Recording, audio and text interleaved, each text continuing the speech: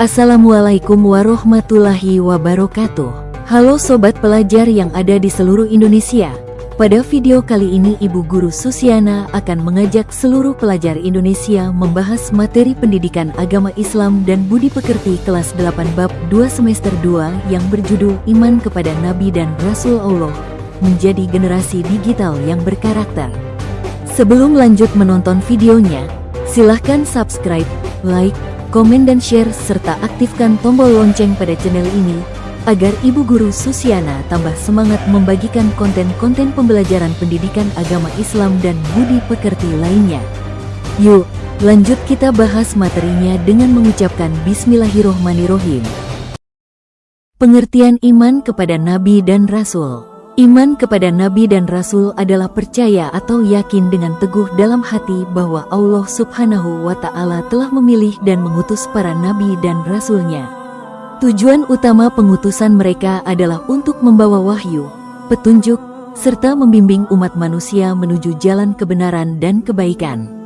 Meyakini mereka berarti menerima semua ajaran yang mereka sampaikan. Dalil Al-Quran dan hadis tentang iman kepada Nabi dan Rasul. Dalil Al-Quran, Quran Surat An-Nisa surat keempat dan ayat 136.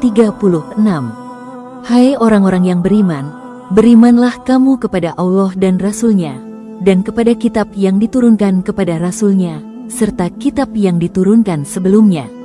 Barang siapa yang kafir kepada Allah, malaikat-malaikatnya, kitab-kitabnya, rasul-rasulnya, dan hari kemudian, maka sesungguhnya orang itu telah tersesat sejauh-jauhnya. Kemudian ada pada dalil hadis, riwayat Bukhari. Iman itu adalah membenarkan dengan hati, mengucapkan dengan lisan, dan mengamalkan dengan anggota badan.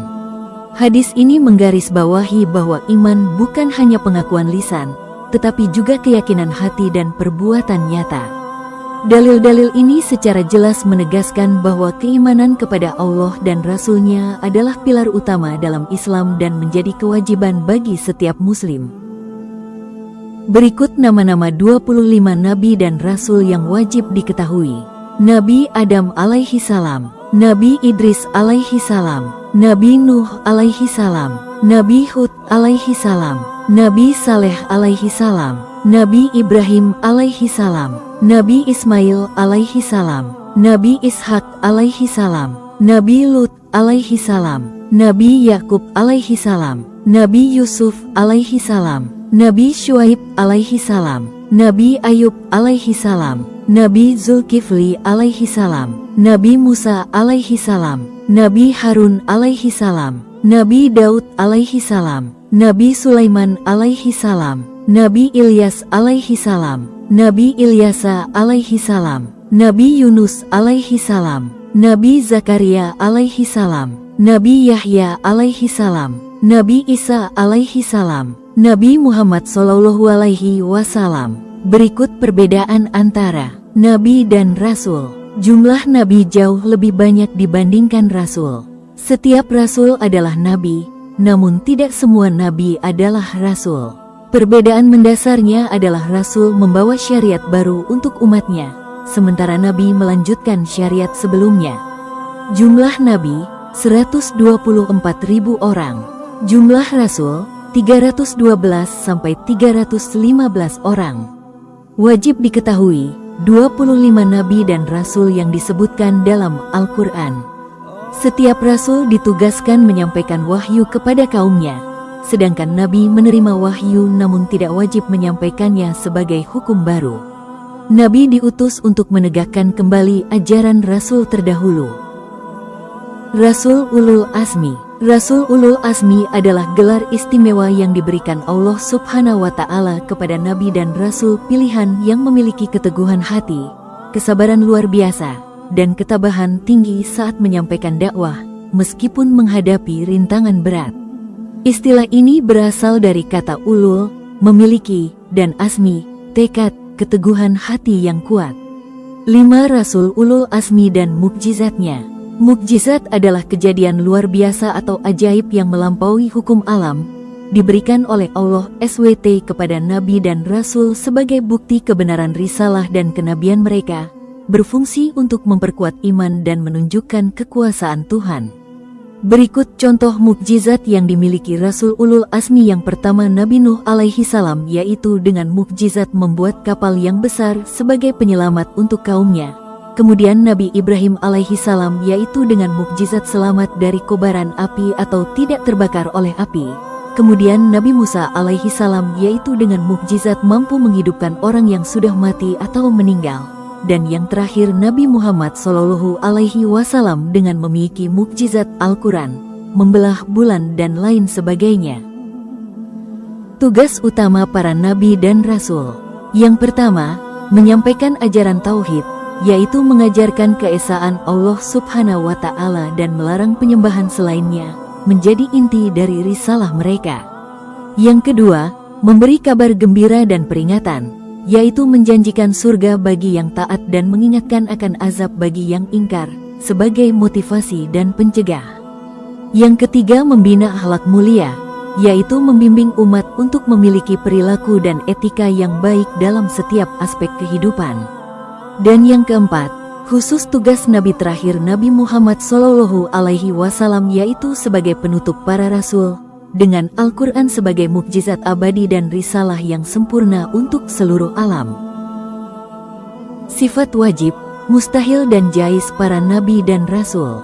Yang pertama, sifat wajib yang dimiliki oleh nabi dan rasul.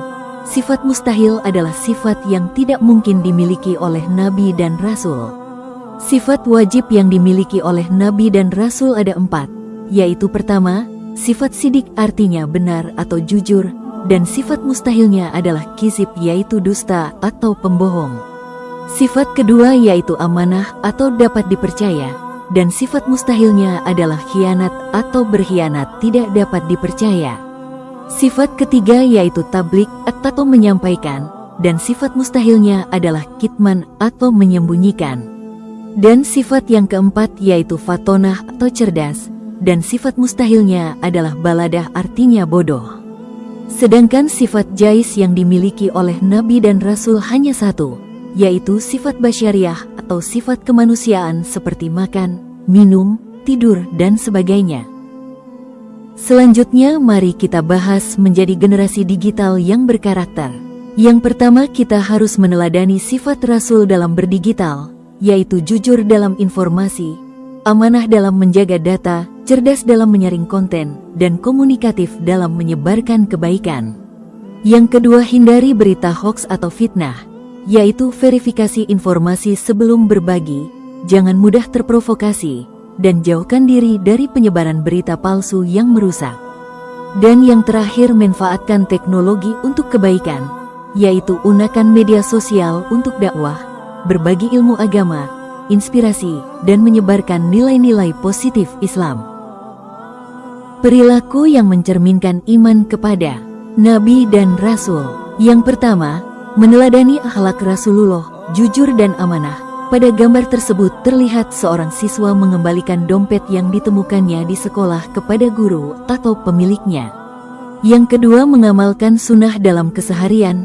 Pada gambar terlihat seseorang ataupun keluarga makan menggunakan tangan kanan sambil duduk, atau mengucap salam saat masuk rumah.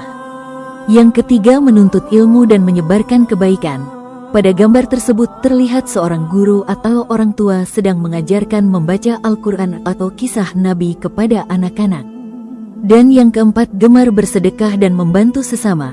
Pada gambar terlihat seseorang memberikan bantuan makanan atau uang kepada fakir miskin dengan santun. Terima kasih sudah menonton video tentang iman kepada Nabi dan Rasul Allah, menjadi generasi digital yang berkarakter. Semoga bermanfaat.